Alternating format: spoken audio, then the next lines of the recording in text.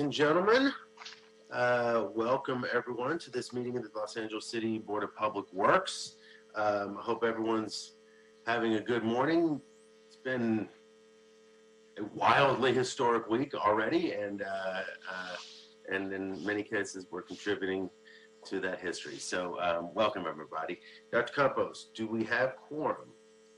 Thank you, Mr. President. Fernando Campos, establishing roll call and quorum. We have President Good, Vice President Garcia, and Commissioners Caloza and Villegas. President Good, you do have a quorum.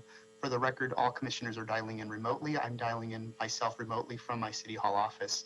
Mr. President, we are also joined by our General Counsel, Mr. Ted Jordan, who is dialing in remotely from home.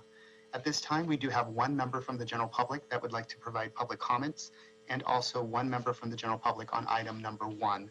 In addition to that, we did receive 3 comments through our Google public platform, and that is from Dr. Williams on public comments, items number 1, and then also from Mr. Ken Engelert on item 2, and I can read those into the record at the time that your board considers those items.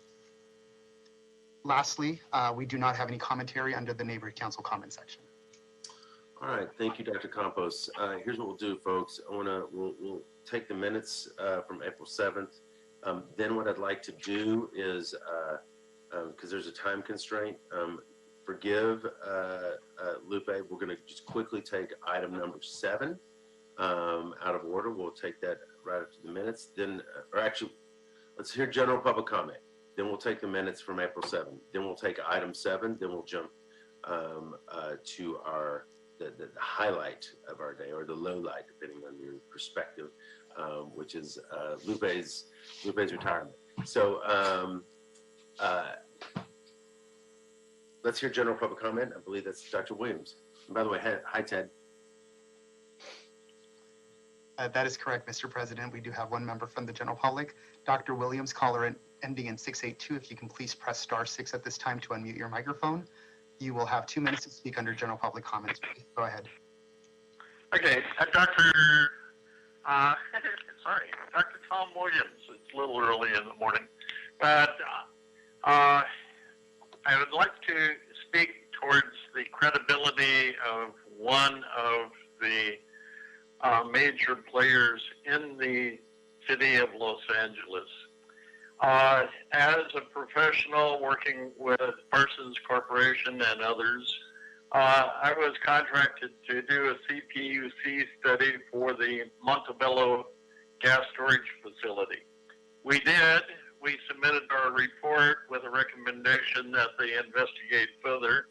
They did so, and they found that the Southern California Gas Company had bought 15 houses with ratepayers' money in order to avoid having to re-abandon wells that were leaking gas from their storage layers into the houses, and it was cheaper to buy the houses at $150,000 each rather than abandoning the well at $1 million each. So later on, in 2015, I was helping people in the Porter Ranch area, and we found that the Southern California Gas Company had submitted since 1979 fraudulent documents to CalGEM and to the CPUC regarding subsurface shutoff valves in their Alicio Canyon field. And one of those wells blew out and was the world's largest blowout of natural gas known on the record in 2015-16. So we're quite concerned regarding any work with the Southern California Gas Company as to the credibility of any submittals and information from them. So that's all. Thank you, Dr. Williams. Thank you. Okay. You said there's also 2 comments for the record, or written comments, Dr. Campos. Were those for specific items or general? We have item 1 and 2 that was submitted for the record, and then also public comments from Dr. Williams, but he just spoke, so I will just enter it into the record. Okay. All right, folks, let's move on to the minutes from Wednesday, April 7th, 2021. Do I have a second to my motion to approve those minutes? Second. All right, enthusiasm over minutes. I love that. Commissioners Villegas and Colosa seconding. Any concerns, Vice President Garcia?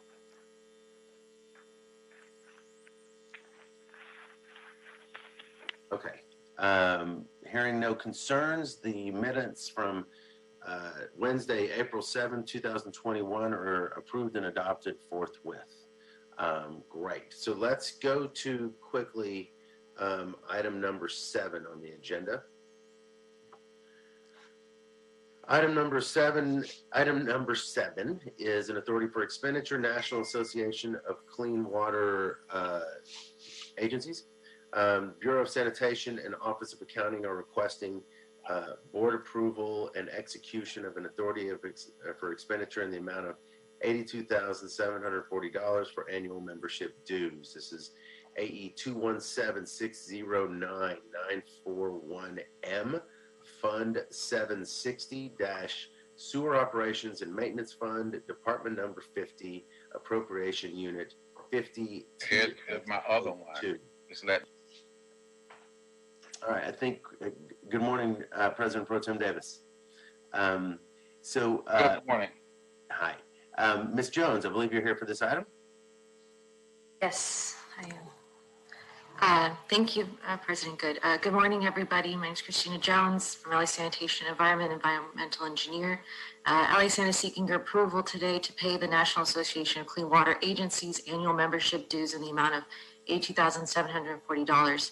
LA San has cultivated and developed and maintained a long-standing relationship with NACWA and has seen many benefits. These benefits not only positively impact what we do as an agency, but also help the city overall.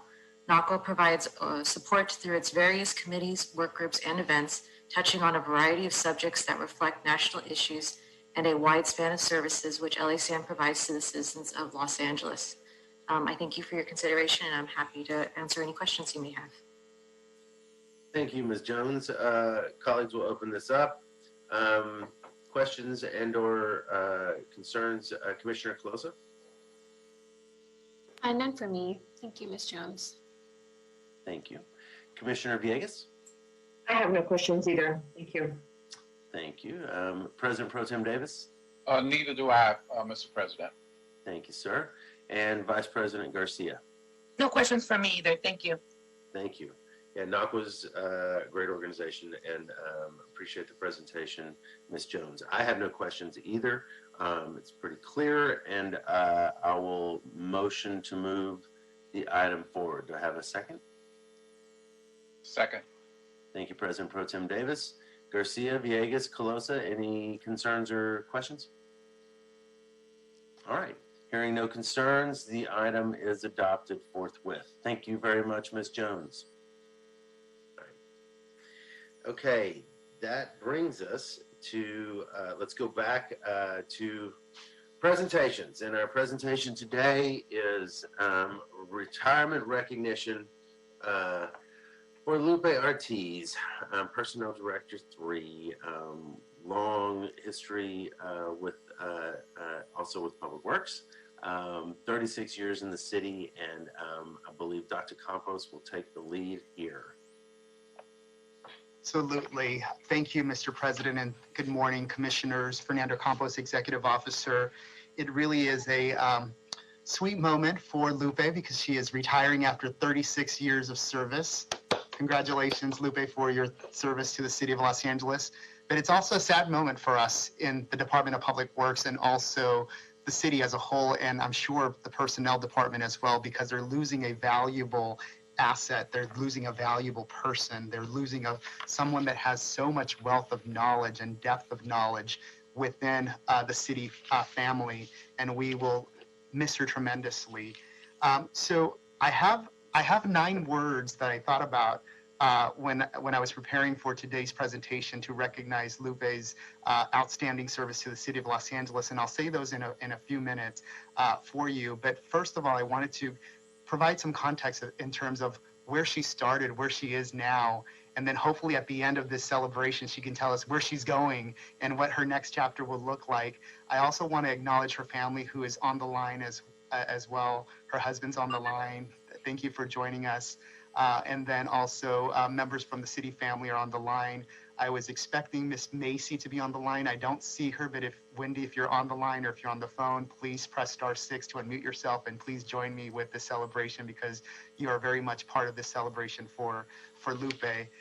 So Lupe started her city career back in 1985 as a clerk typist, and she started with not only the Bureau of Sanitation, so Public Works. So it's very, very, very cool to see her go through 36 years of service and end up with Public Works. So she started with Public Works, she ended with Public Works. I'm sure the folks that are here from personnel will say, wait a minute, she's with personnel, but she really is Public Works, and she's been a pitcher for us, a catcher for us, and she's been able to advocate for the Department of Public Works, not just the Board of Public Works, but the Department of Public Works and also Animal Services in her career as the personnel director. So starting in 1985 as a clerk typist, she moved on in 87 as a senior clerk typist, then went on to the Housing Department in 1993. She also took a small stint at the Los Angeles Police Department as a commission executive assistant, and then promoted as management analyst to the Personnel Department I believe in 2000. She also spent some time with the Community Development Department, and then also Los Angeles Fire Department, and then she came back to the Personnel Department in 2006. So I know I said a lot there, and there was a lot going on between 2004 to 2006, but knowing Lupe and knowing how she works and her character, I understand why she did it, and that is to gain that breadth of knowledge, to gain that depth of knowledge, and everything that goes with becoming an exemplar employee for city services and government services. In 2007, she transferred to the Department of Recreation and Parks as a senior personnel analyst, and she stayed there for about 6 years. Then she returned back to the Personnel Department one more time. She loves personnel, and she's an HR director, personnel director, so she can't stay away from personnel. In 2013, she returned back to personnel, and then also that same year, she went back to the library as a senior personnel analyst too, as a promotion. So kudos to Lupe for doing this, and it's just amazing to see and read her trajectory over the years. In 2017, she made herself back, or came back to the Personnel Department, and then provided services to the Bureau of Street Services. She provided services to the Department of Transportation, and then in 2018 she came back to the Department of Public Works, and she has been with us since. And during that last 3-4 year stint, she moved up from senior personnel analyst to personnel director 1, 2, and 3, which is an incredible achievement for Lupe in her 36 years of service to the city of Los Angeles. So now knowing everything that she has gone through, her trajectory over the last 36 years, the 9 words that I think about when I talk about Lupe and just thought-provoking is really about leadership, her leadership abilities, her ability to lead a team, her ability to envision something in the abstract world in concept form and then implement those things. And so she has that uniqueness, which is second word, the uniqueness in what she does, because she performs so unique. There's nobody else like Lupe that I've encountered with my city career. She raises the bar in all she does. She performs well. She gives it all in what she does. And that takes me to my third word, and that is professionalism. And so she's very professional in terms of what she does for work. She delivers good news, and sometimes she delivers bad news. And when she does it in such a respectful way. She does it in a professional way, and a dignified way too, because she's dealing with humans. We're all human. This is personnel, human resources, and so it's a very slippery slope, very gray area. And she makes it look so easy when I know it's not easy to deal with people in general as a whole. Also, excellence in public service. So she's an exemplar, not only in government services, but just public services in general. So she is that role model. She is that mentor. She is that coach. And you can clearly see it if you work with Lupe. You can clearly see how excellent she is in her public service. And so Lupe, if you're listening to me, those are only 4 words, and I think you kind of get where I'm going with this, right? And if you do, then you're right on. If not, it'll be very clear in the next 5 words. Next thing to me is optimism. So she looks at things as halfway full, not empty. She looks at ways of looking at things in how we can do things as opposed to how we cannot do things. She always tries to get to the yes before she gets to the no. So she's very optimistic. She's also reliable and very respectful. So if you ask Lupe to do something, she's on top of it. She will not stop until you get what you need, and she provides you the services that you've asked for. Her tenacity also, clearly as I illustrated in her career over 36 years, very tenacious, very dedicated, very focused on what she wants and where she needs to get the experience to move up to the next level in her next career. And that's clearly demonstrated in her 36 years of service with the city. The next word is innovativeness. She's innovative, she's creative, she thinks outside the box, as I mentioned. She's very unique, as I mentioned. And so she's always looking at ways to do things within the confines of the parameters of human resources. And so if there's a way to interpret something, then she's all there for brainstorming. She's all there to groupthink and looking at ways that we can do things. And last but not least, her zeal, her passion, and her enthusiasm to human resources and helping others. And so, Lupe, you've been working with me for several years, and I worked with other directors over the last 6 years here. And so, leadership, uniqueness, professionalism, excellence, optimism, respect, tenacity, innovativeness, and zeal. Lupe Ortiz, those are your first words. And so I just wanted to tell you, Lupe, how grateful I am to work with you and that you provided services to the city of Los Angeles for these 36 years, and more specifically to the Department of Public Works, because without you, this is a big second largest city in the city of Los Angeles department, second largest city and also the second largest department in the city. And we have 5,500 employees, and you are providing services to all of us, not just the Board of Public Works, but to the entire workforce of Public Works. In addition to that, animal services, that's another department you also provide services to. So with that, there's a certificate that we will mail out to you, or I can deliver it to your office, recognizing your 36 years of service. And if you can give me about maybe 36 seconds more, I'll read this into the record, and it's here. And you'll get this. Congratulations on your many years of distinguished service and achievement in public works. In public service, your professionalism and dedication to the board and the citizens of the city of Los Angeles is to be commended. With best wishes for your future health, prosperity, and happiness. It's signed all by the board, and you'll get this, Lupe. Congratulations on your retirement.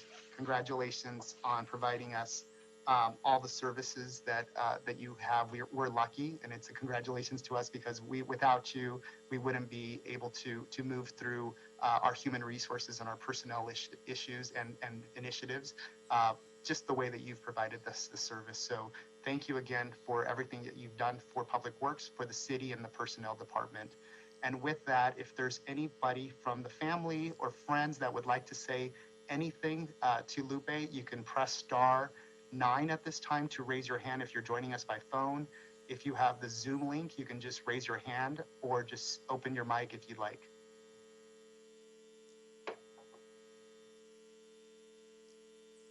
All right. Don't be shy, folks. I know we have some folks on the line. All right. So with that said, Mr. President, thank you so much. I can have Lupe say a couple of words. If you'd like, we can have the board recognize her. Why don't we let's hear from the board. Let's start with the board, and then hand the mic, the virtual mic, over to Lupe. We'll put more pressure on her at the end. Why don't you start us off, Commissioner Closa? Great. Thank you, President Good. I've had an opportunity to work with Lupe for the past 2 years now, and I think what Dr. Campos said hit the nail on the head in terms of her level of professionalism, her leadership, and just the kindness and grace that she brings to these really sensitive issues. And so I didn't know you were going to be retiring. I didn't know you were eligible for retirement, or Ms. Ortiz. So I'm really, I'm still finding my words because I'm both in shock and very sad to see you going, because you've been such a pleasure to work with. And, you know, you are the gatekeeper and the protector of our most valuable asset at the city, which is our people. And so you leave this beautiful legacy during a really difficult time in terms of managing all the changes that the city has had to respond to and navigate during COVID-19, during new ways that we are working, both virtually and from home, that I'm sure has not been easy for you and your team, but we haven't heard a peep from you about how difficult it's been, because that's how much of a professional you've been. And so I just want to thank you for your service. You've left a tremendous mark on all of us, and you have made the Board of Public Works and the Department of Public Works that much better because of the time that you've spent and the attention and blood, sweat, and tears that you've given to each of our personnel matters. So thank you so much. And I hope you enjoy this next chapter of your life and get some quality time with your family and friends. So thank you, Ms. Ortiz, for everything you've done for the city.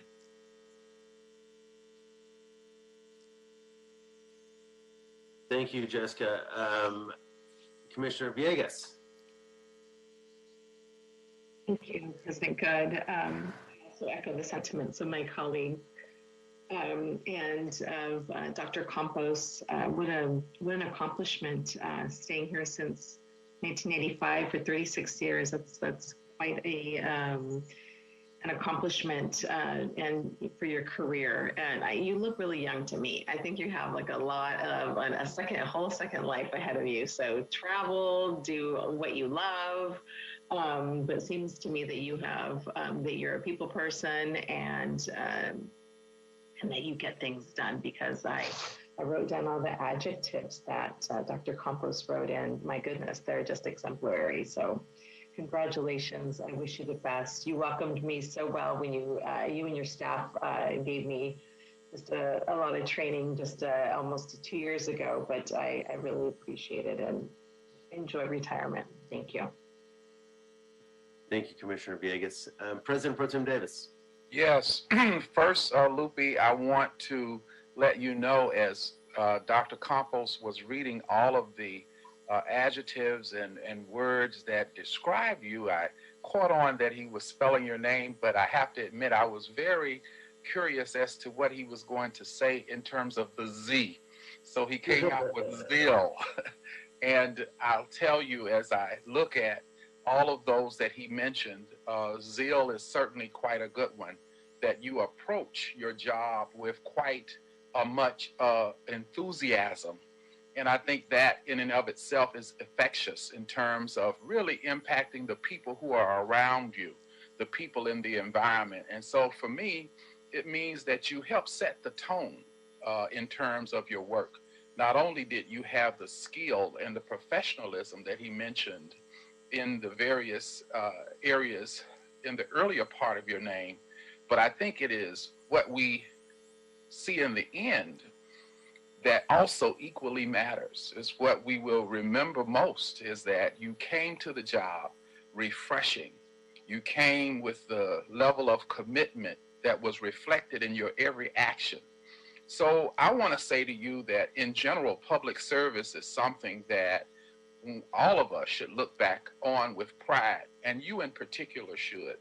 You have been quite an asset to the city of Los Angeles, working in so many varied professions within the city of Los Angeles in numerous departments within our organization. You can look back on your career with pride, and I think with all that you have learned, if you ever decide to do something else, would be an outstanding teacher for the practice that you have given the city of Los Angeles. So I congratulate you for 36 years. I'm so proud that you still are young and vibrant enough to enjoy the work that you have invested. And you have, in conclusion, made the kind of impact that public servants only dream about. In the work that you have done in working with those of us in the city of Los Angeles and delivering, as Dr. Campos said, both the bad news, but also the good news. In the work that you have done, you have helped to improve the quality of life for your colleagues, for those of us who have been privileged to work with you in the city of Los Angeles over these 36 years. Congratulations and God bless.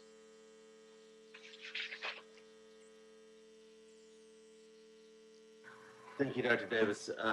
Vice President Garcia. Thank you, President Good. It's almost hard to follow Dr. Davis after all the good things he just said. And, Lupe, congratulations. I'm really proud that you're retiring. I think Commissioner Villegas said you look so young, and your husband as well. You guys have a whole entire life ahead coming to you. So congratulations. But I think our loss is really your family's win, and you get to be with them as much as you like now, and you can be that, all those guilt that we as women bring sometimes to work because we didn't do this, or we forgot this, or we didn't, cook this, or whatever it is that, is important to us, that now you can get rid of that and just really focus on all those things that you couldn't do when you were, really focusing and bringing all your energy to work. So thank you for that. That's a big sacrifice that you have done throughout so many years, and you get to now enjoy it. So like Commissioner Villegas said, enjoy, travel, do what you never did before, and wake up late, do all those great things that you get to do when you get to stay home. What I think one of the things that Dr. Campos said that I always admire from folks, and I hope that whoever comes after you also inherits your yes attitude.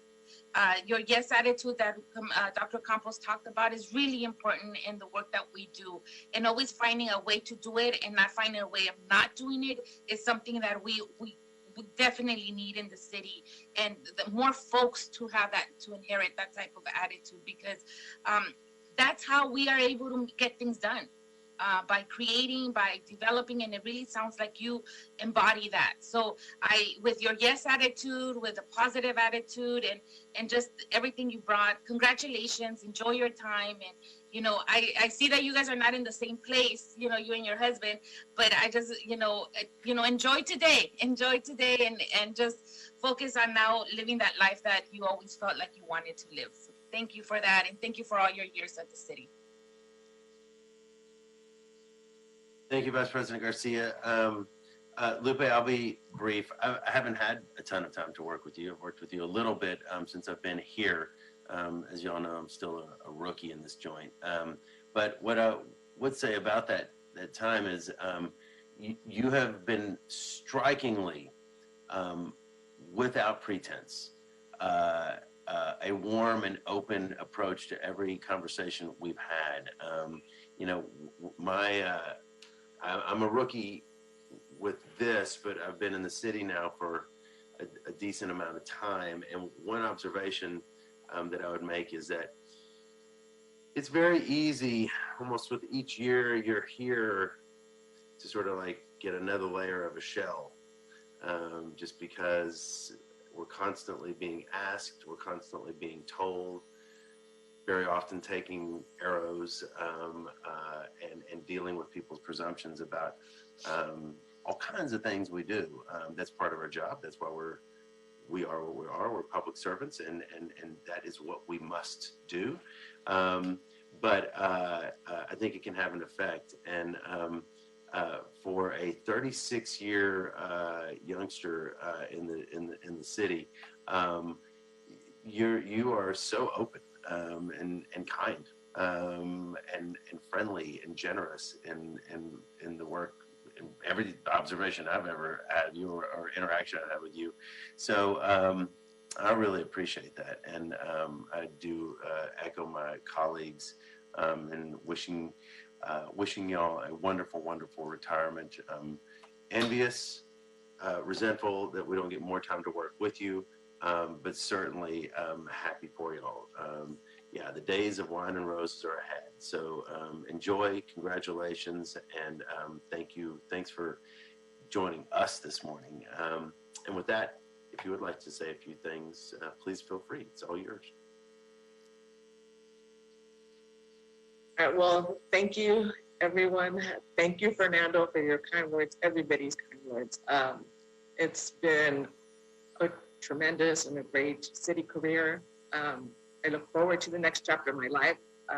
Looking forward to spending time with my husband, traveling, spending more time with my family, my sister, who is also on the line or on the call, as well as all my nieces and my nephews. I started when I was 5 years old. That's why I look really young. Actually, I'm not that young, but I've enjoyed my entire city career. I've met a great bunch of people. I've made some great friends. And those are the memories I'm going to take and cherish with me. And that's what I'm going to miss the most. But thank you for all your kind words.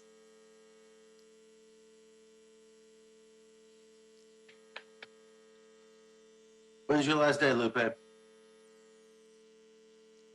May 8th. Woo!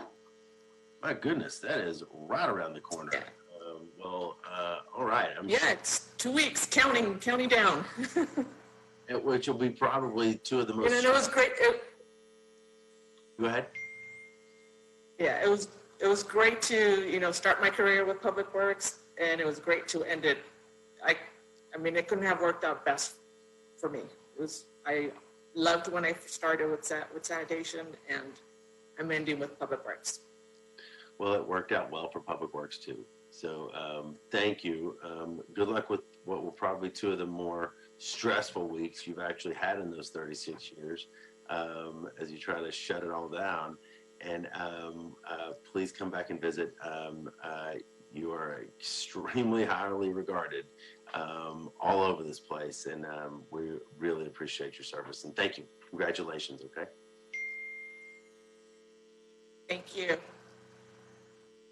All right. Have a good day, everyone. Thank you. And Mr. Ortiz, you enjoy her retirement as well, all right? Okay.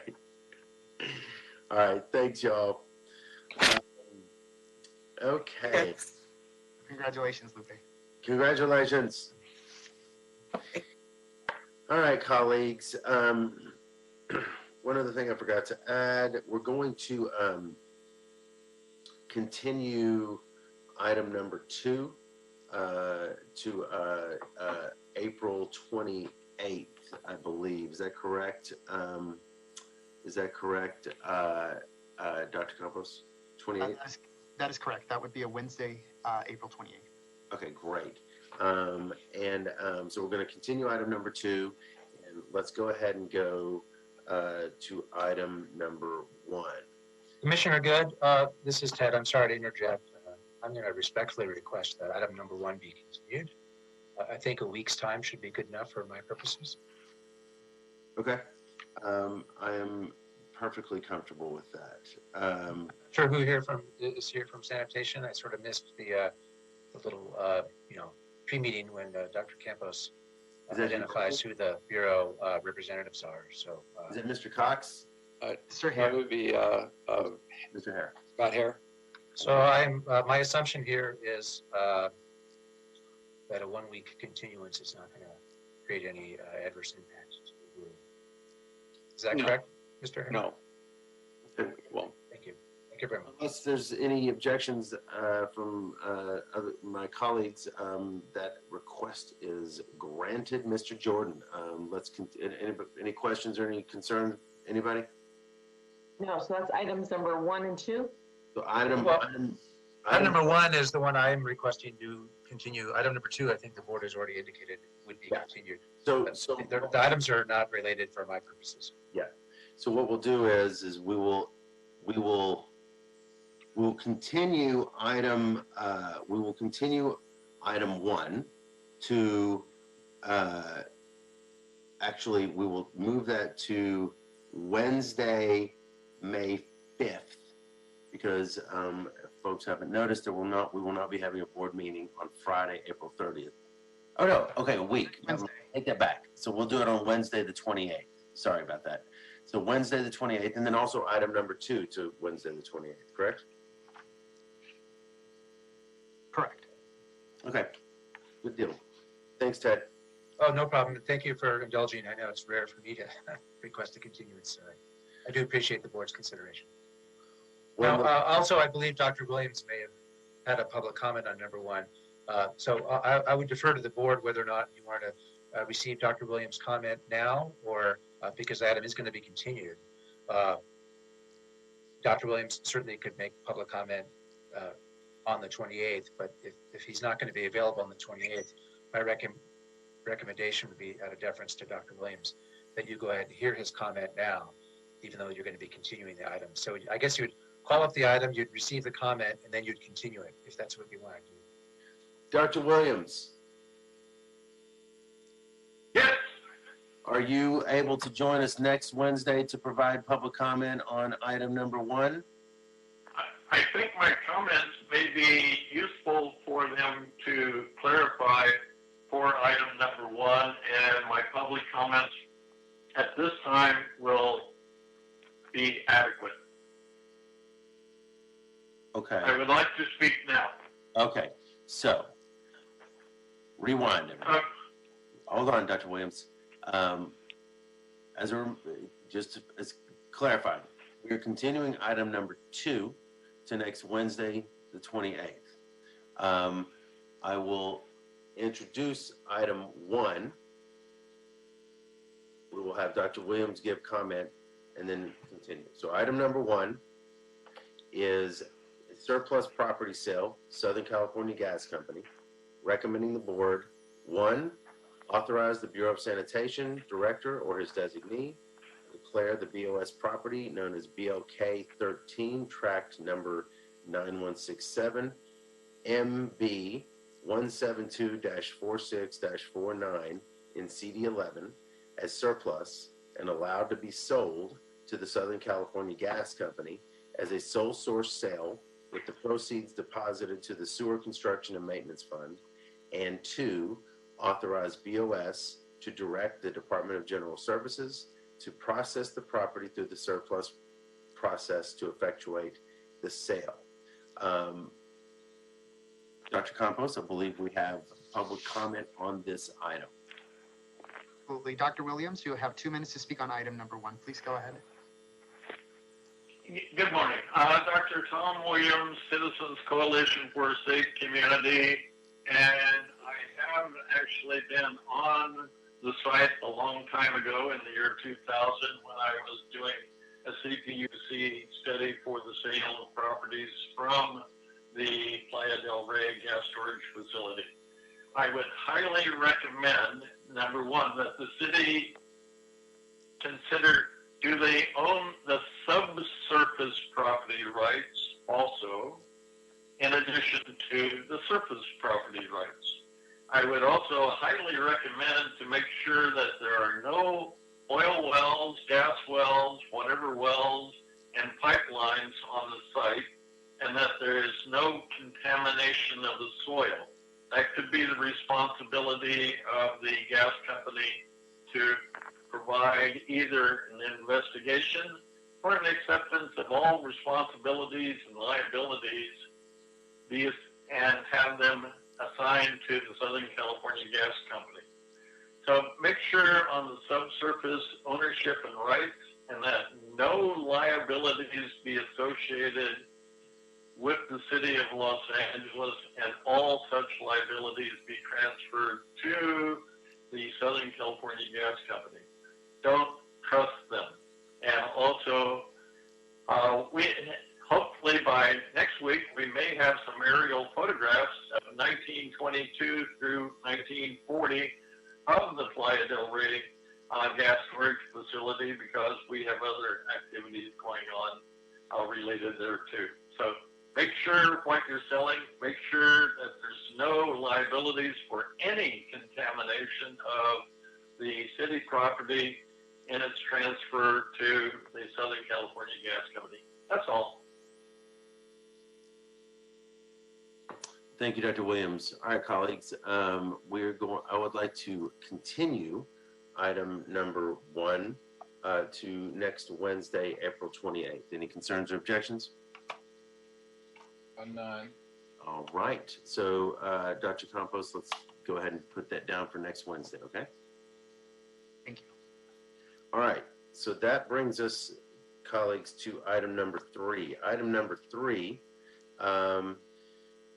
is a memorandum of agreement, Los Angeles Department of Water and Power, cost sharing of the construction and performance validity of the Hyperion Advanced Water Purification Facility, recommending the board, 1, approve and forward this report with the transmittal to the mayor for authority to execute the proposed MOA between the Bureau of Sanitation and the Los Angeles Department of Water and Power regarding the cost sharing of the construction and performance validation of the Hyperion Advanced Water Purification Facility, and 2, authorize the president or 2 members of the Board of Public Works to execute the proposed MOA upon approval from the mayor's office. This was continued from its original board agenda on Friday, April 16, 2021. I believe Mr. Cox is with us on this item. Is that correct, sir? Correct. Good morning, President Good. Good morning, commissioners. My name is Huub Cox. I'm Division Manager of the Water Recycling Implementation Division of LA Sanitation and Environment. And this agenda item is asking your approval and the execution of a new agreement between LA Sanitation and Environment and the Department of Water and Power. And the purpose of this agreement is to share the costs of the construction and the performance validation of the Hyperion Advanced Water Purification Facility. This project or facility is a progressive design-build project with the overall goal of producing 1.5 million gallons per day of recycled water. 50% of that water will be going to LAX, our neighbor, and 50% of that recycled water will stay at our plant to offset our own potable water use. This project, the Hyperion Advanced Water Purification Facility, was actually at your board about 2 or 3 weeks ago when the board approved a contract amendment between LA Sanitation and the contractor to transition the project from the design phase to the construction phase. And I'm happy to report that yesterday, we, LA Sanitation, we issued the notice to proceed to the contractor, meaning that we're back on track with the project, moving forward with the construction phase. The project itself is a collaboration between 3 agencies, being LA Sanitation and Environment, the Department of Water and Power, and Los Angeles World Airports. The proposed agreement for your consideration here today is the second of, in total, 3 agreements between sanitation and water and power. The first MOA was executed back in July 2018 with the purpose of sharing the cost of the design of the facility. And now we're nearing the completion of the design of that facility. So we have been charging. I'm sorry, there's somebody. Please remember everyone to mute your mic if you are not speaking. Thank you. So the first MOA was executed back in July 2018. The goal of that MOA was to share the cost of the design of the facility. We're almost completing the design of the facility. We have been sending invoices to Water and Power, and they have been paying those invoices accordingly. The second MOA, which is this agenda item, is for the cost sharing of the construction and the performance validation of the project. And then in the future, we will have the third MOA, and that will be around 2024 when we have completed the construction of the project, we have completed the performance validation of the project, and that third MOA will then share the cost of the long-term operation and maintenance of the facility. So This proposed second MOA for the construction and the performance validation, it essentially lays down the roles and the responsibilities of the two departments, as well as the financial details of the agreement. The total cost-sharing amount is $80 million, which covers all the costs related to the construction and the performance validation. Of those 80 million, the Department of Water and Power will share the cost at 50%. So they are committed to paying LA Sanitation up to the amount of $40 million. These payments will be on a reimbursement basis, with LA Sanitation sending the invoices to Water and Power on a quarterly basis based on the invoices that we receive from the contractor. So all in all, this agreement between Sanitation and Water and Power is pretty much a standard agreement when it comes to its provisions. The term of this proposed agreement is 4 years upon execution, and this agreement has been reviewed by the City Attorney Office and has been approved as to form. That concludes my staff report, and I will be happy to address any questions you may have.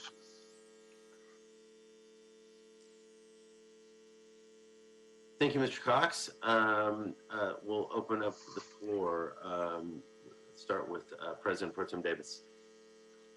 Let's see. What's the time period of the project, Mr. Cox? The project has a long history. It started back to around 2015, 2016, when it was in its early conceptual phase. In 2019, we started with a contract with the design builder of the project. Mm-hmm. The board approved a few weeks ago to transition from the design phase to the construction phase. The construction phase, we anticipate completion by the end of 2022, which will then be followed by a performance validation period of up to 18 months. That will bring us then to mid-2024, after which there will be just the standard operation of the facility with delivery of water to LAX as well as to Hyperion. Okay. So it seems like we really need to get going on this thing to realize the potential of completing it by the anticipated date, which when construction, you never know what it'll end up being, but it's good to know what our plans are. And I thank you for that information. Thank you. Mm-hmm. Thank you, Dr. Davis. Commissioner Villegas.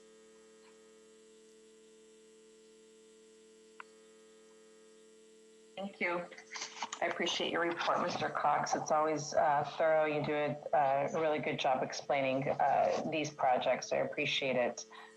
And I know that this is, really aligned with the mayor's Green New Deal, helping us accomplish, being 100% recyclable water, I think by 2035, and still doing the work that Hyperion does, and then doing this work simultaneously. So it's a lot of coordination for LA San, and I really appreciate that. I just had one quick question. You mentioned that LAWA was going to be recipient of at least 50% of the recycled water. Is there already that infrastructure to pipe, water to the airport? Does that already exist, or is that part of this project? That's a great question. It's not part of this agreement, but it's outside of this agreement. And with that, I mean that as we are moving forward with our project at Hyperion, the Department of Water and Power is moving forward with building the pipeline for conveying recycled water from Hyperion to LAX. But it's outside of this particular agreement. At the same time, LAX is moving forward with the infrastructure improvements that they need to do at LAX itself. So all in all, this program has three components by the three departments which are moving forward in parallel. That helps. I appreciate it. That's a big undertaking. That is all. Thank you. Thank you, Commissioner Villegas, and yes, that is certainly big. Vice President Garcia. Thank you, President. Mr. Cox, good morning. I appreciate your report. I don't really have a question. I'm just very happy that this project keeps moving along. I know it's kind of piece by piece, and it's been first introduced. I remember Dr. Falke was her name, and she was very good at explaining how this was going to happen throughout the whole city. So I'm just very happy to see those steps coming along and getting us to where we need to be with this. So I don't have any questions. I'm just happy that we're moving it along. Thank you, Vice President Garcia. And Commissioner Coloso. Thank you, President Good. Thank you for your presentation, Mr. Cox. And I know you and others on your team gave me a nice briefing on this project. And so it's nice to see this piece of the puzzle moving along. I'm always sad that we weren't able to get more from DWP and have a 25-75 split or something along those lines, but I'm glad to see that they'll be sharing 50% of the costs in this case. So that's always good to see because it is a benefit for them as it is for us. So I don't have any questions on this. Thank you. Thank you, Commissioner Coloso. Yeah, I don't either. Your report was very thorough. This is extraordinarily exciting, this project, and equally necessary. And so this agreement makes a lot of sense. And yeah, love the cost sharing. So I don't have any further questions. Do I have a motion to move this MOA forward? So moved.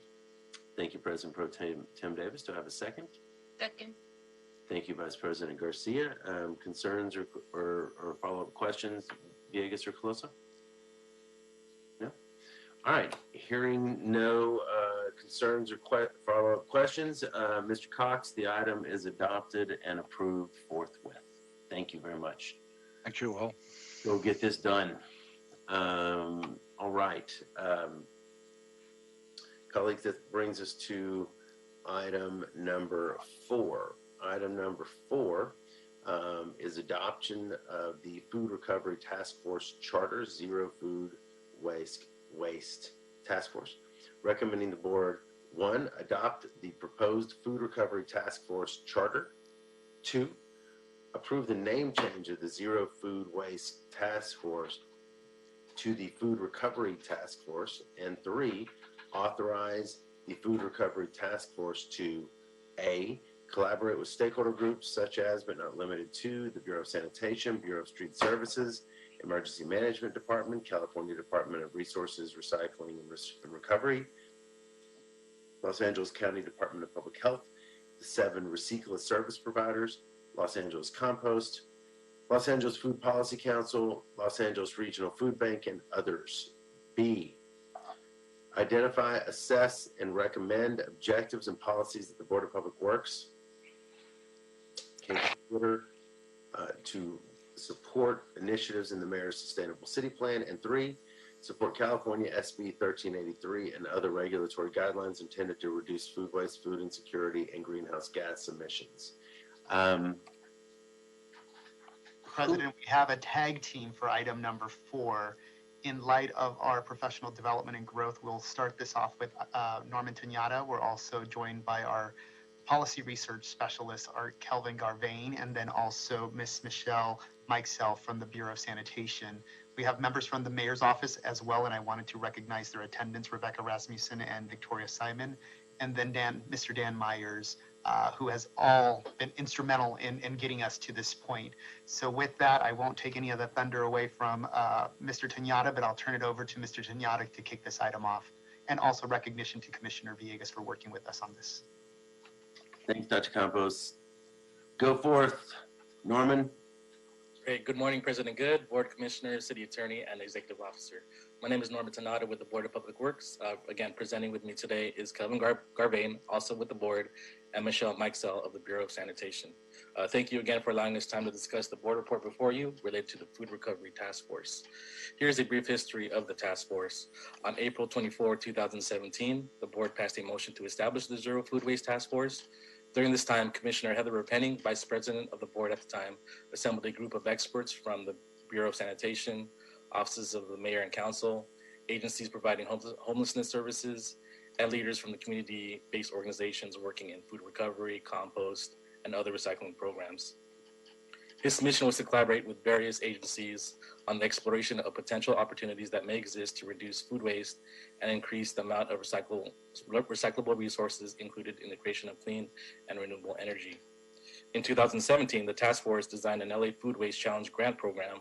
The organizations that received grants implemented recovery projects focused on food waste prevention, food donation, and/or composting. As a result, composting hubs were established throughout the city, and the program engaged the public to educate and raise awareness of food waste in their households, businesses, and communities. On April 29, 2019, Mayor Garcetti issued a major update to the original Sustainable City Plan released in 2015. The plan is referred to as the Mayor's Green New Deal. Guidelines outlined in Chapter 9 of the plan, titled Waste and Resource Recovery Food Systems, are the focus of this report. The Food Recovery Task Force will target food recovery and waste reduction in Los Angeles as a key strategy to support the mission of the Green New Deal. This report is recommending the Board of Public Works approve the name change of the Zero Food Waste Task Force to the Food Recovery Task Force. The focus on the food recovery and with the focus on food recovery and emergency planning that has been prompted by the recent fires and exacerbated by the COVID-19 pandemic. At this time, focusing on feeding an increasingly large number of people who cannot easily afford to feed themselves or their family members is critical. This report also presents the Food Recovery Task Force Charter for adoption.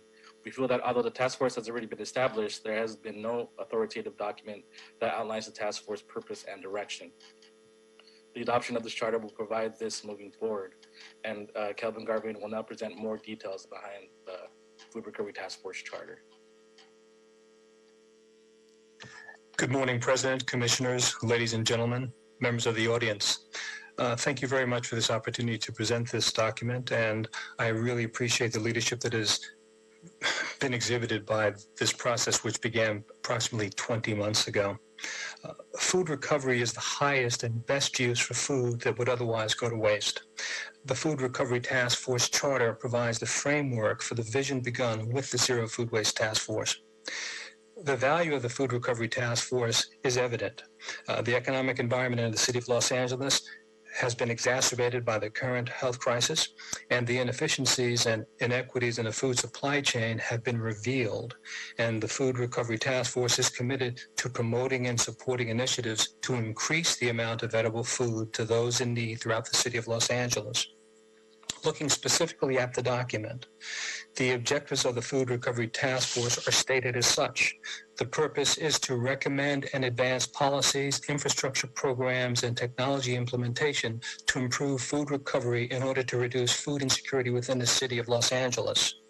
The scope of the Food Recovery Task Force will be to develop and advance food recovery initiatives to enhance the recovery and redistribution of edible foods in the city of Los Angeles.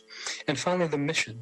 The Food Recovery Task Force will act as a bridge between other government entities, private business, academia, nonprofits, advocacy groups, and to implement the aspirations of all stakeholders committed to increasing food recovery and reducing food insecurity. I might add something that has happened just in the last few days. The USDA has announced that in May, the program of farm-to-family boxes will not be continued. This is a program which has provided an enormous amount of edible food to families within the city and county of Los Angeles and across America. The timeliness of this, the urgency of this is critical. SB 1383 has been a demand signal for the activity of recovering food. And I would like to mention that within that mandate, there is a requirement to be completed by 2025. However, I don't think that we can wait until 2025 to begin looking at ways to initiate recovery of food as it's stated in SB 1383. So with that, I say thank you again. We began this process with President Kevin James under the tutelage of Dr. Campos and Norman Teneda. It has been continued with the continued interest by Commissioners Villegas and Garcia. We have been supported, and I'm going to pass it on to another stakeholder that has been supportive in her own right and her department, and that would be Michelle Mikesell. Good morning, President Brandon, Vice President Garcia, Commissioners. Norman and Kelvin asked me to come and present the programs that LA Sanitation currently has regarding food rescue. The Recycla program is probably the first one that I would like to report on. In 2017, Recycla expanded the city's focus on reducing food waste from landfills through reuse and gave the city an opportunity to elevate the importance of food rescue by requiring Recycla service providers to develop partnerships with food rescue organizations so that food rescue is not an afterthought, but a priority over diversion.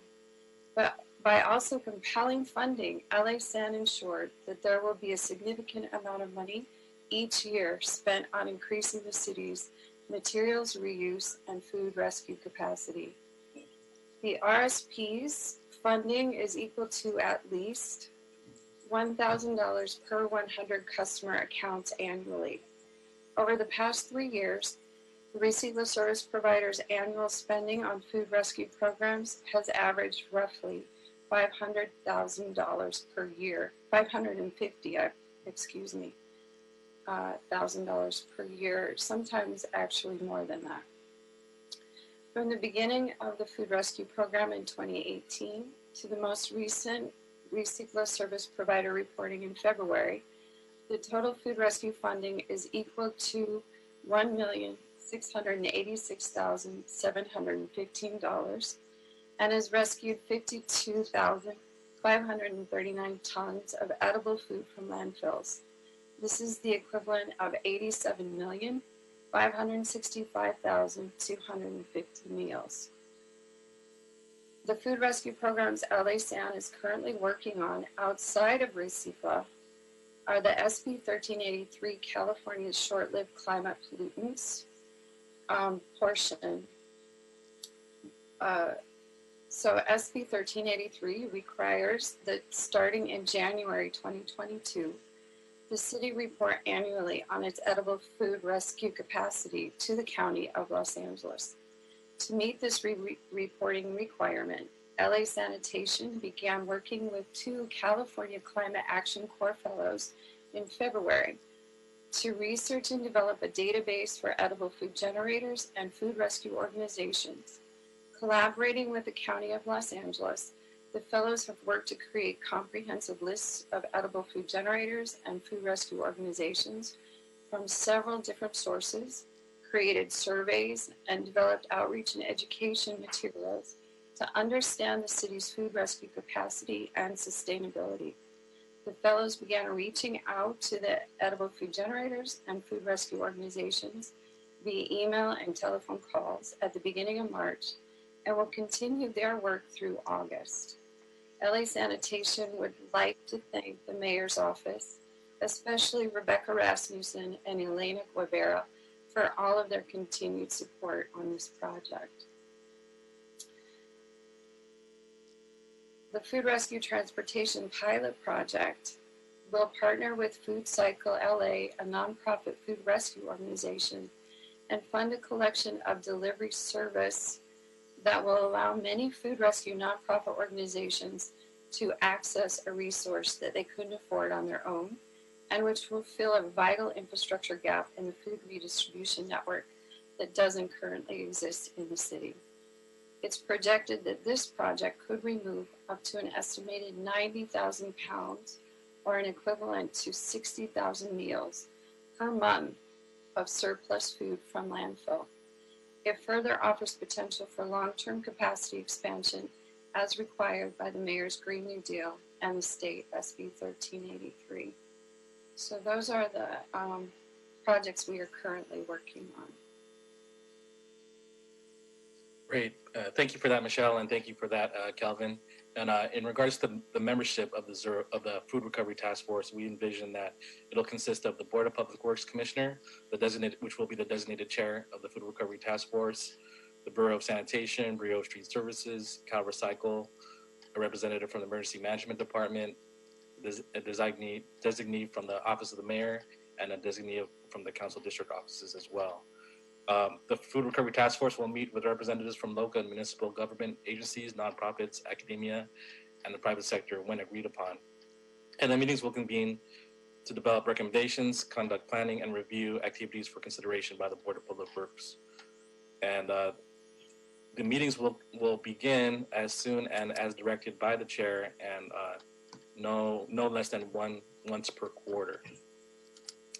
Again, we thank you again for considering this item, and we open the floor up to any questions you guys may have. Thank you, Norman. Thank you, Michelle. Thank you, Kelvin, and everyone for their excellent work on that report. So let's open it up. Dr. Davis, why don't you start us off?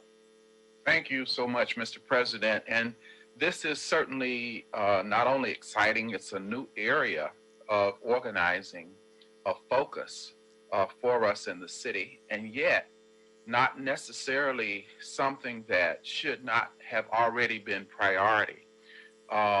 When we look at homelessness issues, it appears to be a potential interrelationship in terms of what you're doing in this work, as it can relate and enhance at least the conditions of those who are homeless and hungry. What I'd like to know is, as we talked about the infrastructure of what you are planning, we mentioned various public agencies who have some tangible and some real relationship in helping us better organize our capacity for this food recovery.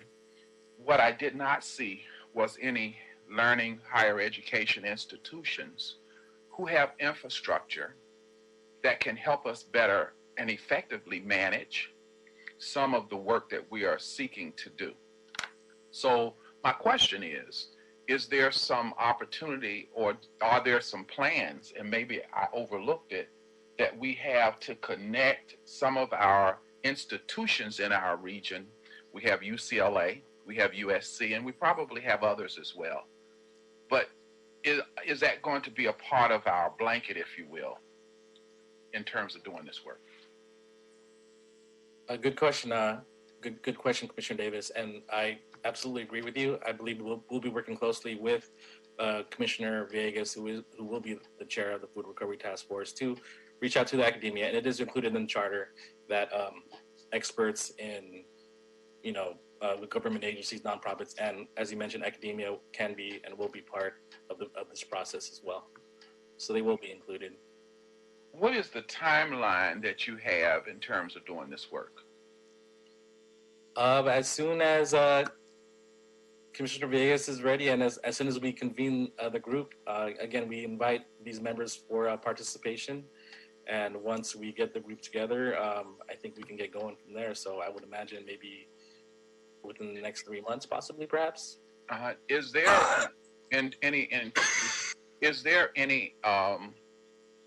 anticipated budget needed, or obligations for budget needed for this project to date that you can think of? And is there any way that we are involved in Public Works in that regard? Your anticipated plans is what I'm asking. I'm sorry, can you repeat the question again? I'm sorry, I missed Basically, do you have some financial needs to implement this program? And did you have some ideas about places that you would go to obtain those resources?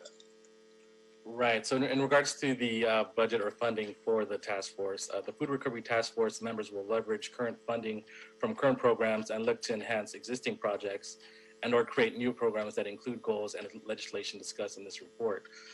The Food Recovery Task Force, with the support of the Board of Public Works, will work with other departments to seek future funding opportunities through grants provided by the county, state, and or federal government, and or seek funding through the city budget process. So again, it depends on what policies and ideas and projects that this task force will put together, and then again work through those mediums, whether it's through applying for a grant that might be out there, or government assistance, and or requesting new programs through the budget process, which again will be working collaboratively with the city departments to see what the needs are, to carry out and to make sure that all the various bills are adhered to, and then we would go from there.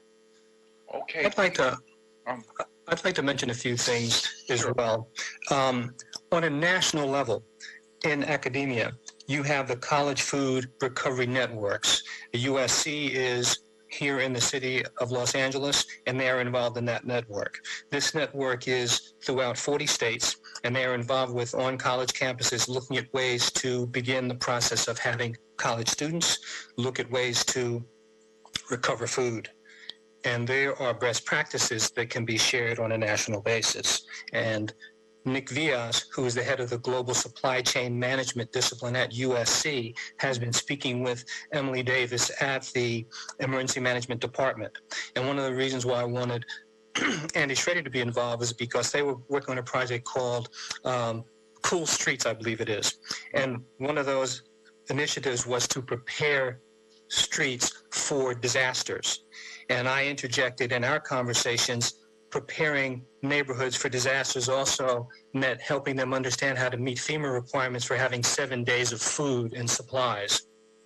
So those are initiatives that can begin to be discussed immediately.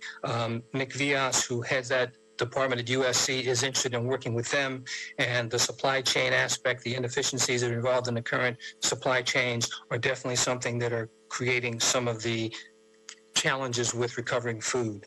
From another perspective, I have been involved with the DC Food Policy Council and the Food Policy Council of Los Angeles, and also the Food Policy Council in Baltimore.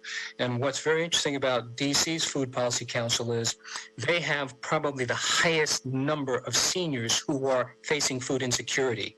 And some of the folks that I've talked with there have offered to share some of the best practices they're using that could perhaps be implemented here in Los Angeles. The film and television business has begun to open up. And over the last month, I've actually been visiting television sets to see how those caterers are looking at using food. And there's a great opportunity that could start Monday with talking to some of the different food suppliers on sets. Two companies I've spoken with in particular have shown different ways about how they're going about it and what is a catalyst for them looking at 1383.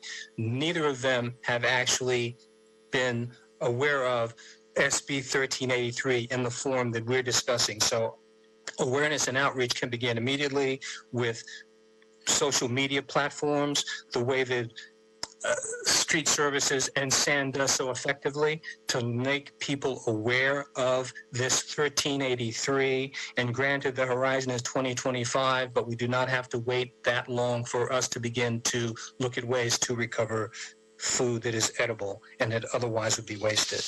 My final comments, and appreciate that information, and it raised the issue of we might also, through our education effort, ask college campuses to look at their own environment, because some students may have food insecurity on those campuses.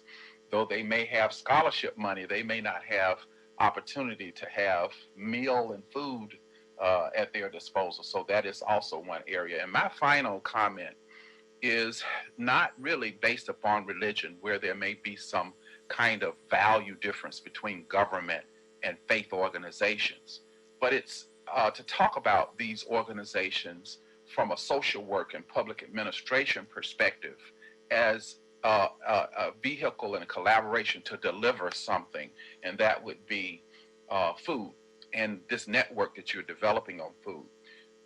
religious organizations are a significant organization in our environment.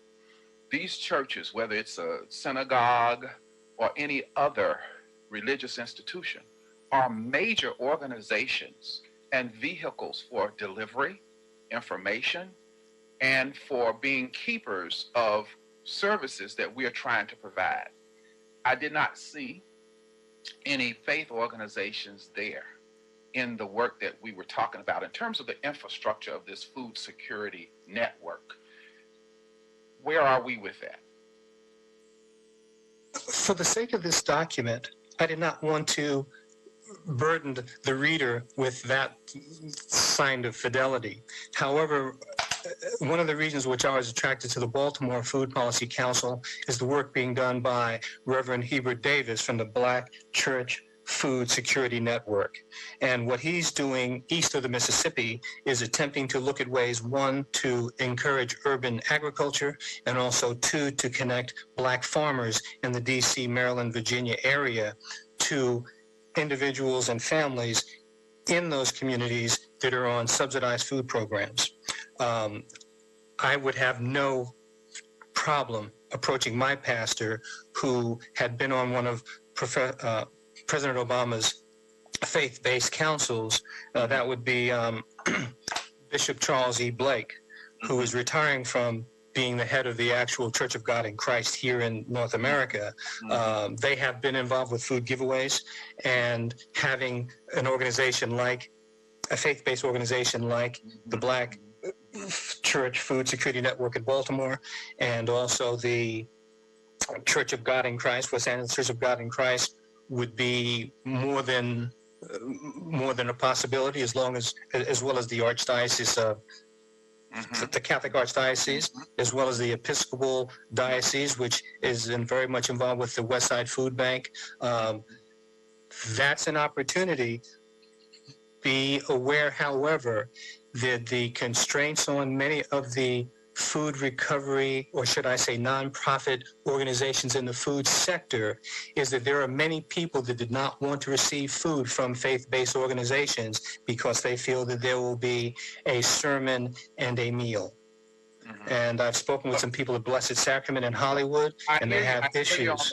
I hear you on that, and I don't mean to cut you off, but I just want to say, in concluding, that you're right. There are some that don't want to hear a lesson, but it is also important that there are many that don't mind the lesson. So my concern as a public administrator is, let us not throw out the good for the little bad that might exist. That in fact, if we can help somebody along the way with that collaboration in delivering what it is we're seeking to do in this city, then they still need to be a partner. No, all dress doesn't fit all women, all suits don't fit all men, but that the good outweighs the bad, because there are a significant number of people who could be served towards your goal with those organizations who are critically a part of the fabric of the city of Los Angeles. Again, from the synagogues to the Catholics to the Episcopals and Church of God in Crisis, etc., as organizations, not as religious institutions. I don't want to be blinded by their value difference in terms of their mission of their faith with who they are as an organization and an infrastructure that's available to deliver a service, so that we, from a government perspective, can do the very best that we can do, reach the highest potential that we can reach. So with that, I thank you so much for this information. It's exciting to know that you're capturing an area and implementing it, and I think you're going to make a difference, and thank you again. Thank you, Commissioner Davis. Thank you, President Pro Tem Davis. Sorry? Okay. Really quickly, I want to just acknowledge and embarrass Rebecca Rasmussen and Victoria Simon from the mayor's office. I know that they have been very engaged and working very hard on this. Hi, Rebecca. Hi, Victoria. Thank you all so much. I'm going to go ahead and take the liberty of making very brief comments right now. Then I'm going to hand it over to Vice President Garcia, who will carry the rest of the meeting, chair the rest of the meeting on my behalf. Okay, folks? And it's actually quite simple. This is work that folks simply don't get or understand, and often treat as an afterthought. The state of California and our climate demands a different kind of treatment of that, via 1383 and the profound damage that methane does to our future, or leads methane. And so this is exciting work. It's comprehensive work. Thank you, Dr. Campos. Thank you, Kelvin. Thank you, Michelle. Thank you, Rebecca and Victoria, and thank you, Teresa, or thank you, Commissioner Villegas, for all the work on this. There's no choice, and we have gotten ahead of it, and we need to continue to. So I very much look forward to seeing the results and outcomes from this charter and from what, if approved, will be the renamed task force. So thank you all very much. I will hand this over to Vice President Garcia, and appreciate everybody's efforts. And Vice President Garcia will close out the meeting for us. Thank you, Kelvin. Thank you, Michelle. Thank you, everybody. You're welcome. Thank you, President Good. Thank you. And thank you, Norman. Sorry, buddy. No problem. Thank you, President Good. We'll sure miss you. Good afternoon, everyone. I'm Vice President Aura Garcia, and I'll just continue from where we are, where President Good just dropped off. I believe, Commissioner Calosa, have you had your chance to give comments on this project yet? Sorry, and I know we still need Commissioner Villegas as well. Okay, so I'm on point now. So we'll go with you, Commissioner Calosa, if that's okay. Great. Thank you, Madam Chair. Thank you for this presentation. I know it's a team effort between Kelvin, Norman, and Michelle. I appreciate how thorough you all were, and I know how much this means to you all, especially Victoria and, of course, Rebecca from the mayor's office. I don't have any questions for this. I look forward to hearing more about how this project develops, and would love to understand and figure out how we can do outreach to the community about how they can get involved in this project as well. I think there's so much opportunity here, especially, in last year when we think about what happened during COVID, right? There was so much stop and go for small businesses and restaurants, especially around the food that they had in stock. And some of it, as we know, went bad. That could have been redirected in other ways and means. And so I think it's so great to see this moving forward, because it really is an untapped area of opportunity for the city to help solve so many problems. And so I just look forward to seeing how this develops. I'll probably reach out to one or more of you for a briefing soon and figure out how I can help you do outreach to the community so they can help in our city efforts. So thank you for your hard work. And that's it for me, Madam Chair. Thank you, Commissioner Calosa, for your comments. We'll go with Commissioner Villegas.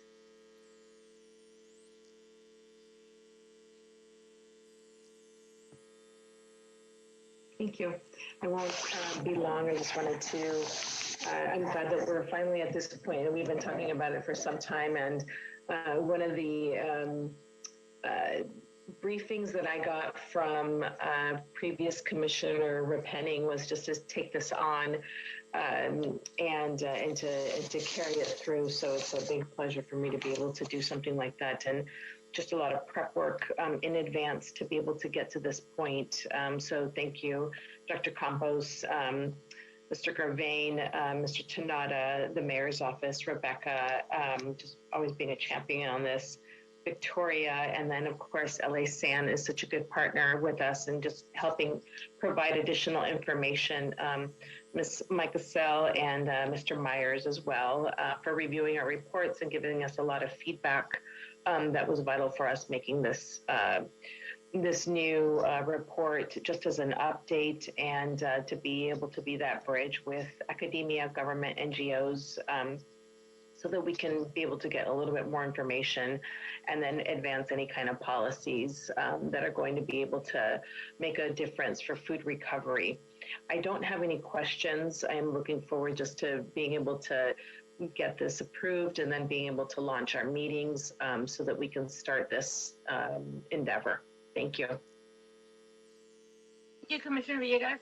Appreciate the leadership on this, and also to Norman, Kelvin, and everybody else that's working around, Dr. Campos as well, that's working around the food task recovery. Let me say the proper name now, because I want to say that I like the name change. The name change is good. I like where we're moving, and I'm excited that this task force is moving forward now. So with that, is there a motion to move this item forward? Moving. So moved. Was that you, Teresa? Sorry, Villegas. Okay, second.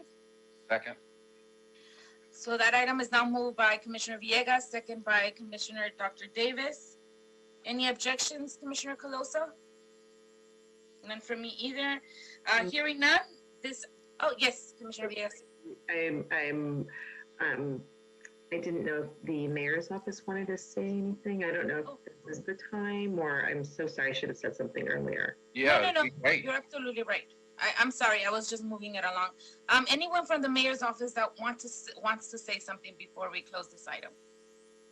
Rebecca? I'm happy to speak quickly. I echo all the thanks that have already been given, and especially Kelvin, I know you've done a lot of work on forming this and bringing it forward, and the work's just beginning, and I look forward to seeing this get off the ground and start to make some good strides. Thank you, Rebecca. Thank you to everyone for being here on making sure that this food task force moves along. So with that, we have a motion and we have a second.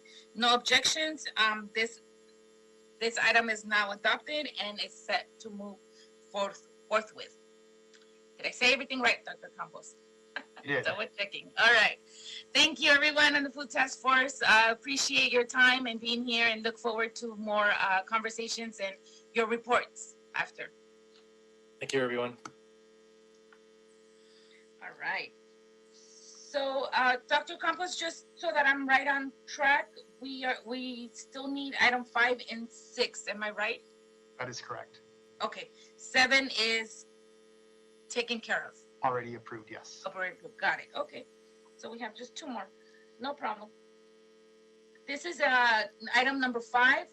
This is a motion in Council District 4 and 14. This is a bid extension for the West Side Unit number 5, recommending the board to 1, authorize the day to receive bids to be moved to May 12, 2021 for the West Side Unit 5 Series 2 multiple street lighting project. And who is here to talk to us about that? Vice President Garcia, Richard Serg over here from the Bureau of Street Lighting. Okay, good. It's all you now. Okay, hi. So on Vice President Garcia, Commissioners, Executive Officers, on April 1st, 2021, a pre-bid meeting was conducted for the West Side Unit 5 STM project.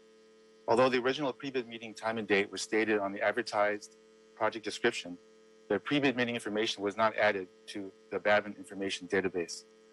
This could have limited the pool of possible bidders, since those registered with BAVN may have been waiting for the pre-bid meeting information to be registered on BAVN. Adding the pre-bid meeting information for a new meeting to the database would ensure that all potential bidders are given the opportunity to be briefed on the BIP requirements of this project. In order to accommodate a second pre-bid meeting, which was held on April 15th, 2021, the date to receive bids must be moved to May 12th in order to allow new bidders time to ask questions and for those questions to be answered through an addendum. I therefore move that the board authorize the day to receive bids be moved to May 12th. If you have any questions, I'm here to answer them.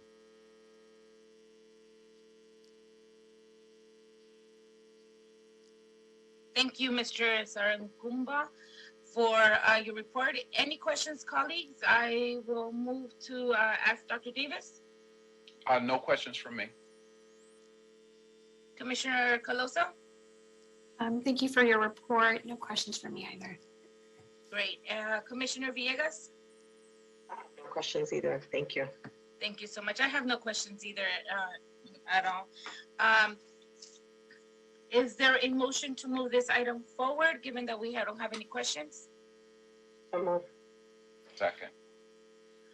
This item has now been moved by Commissioner Villegas, second by Dr. Davis. Any objections, Commissioner Calosa? None from me either.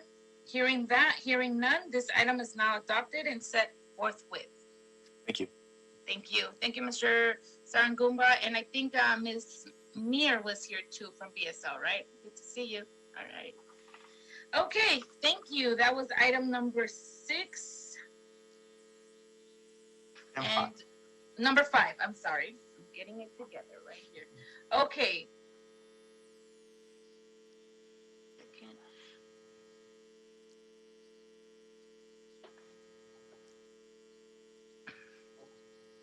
Okay, I'm moving along, sorry.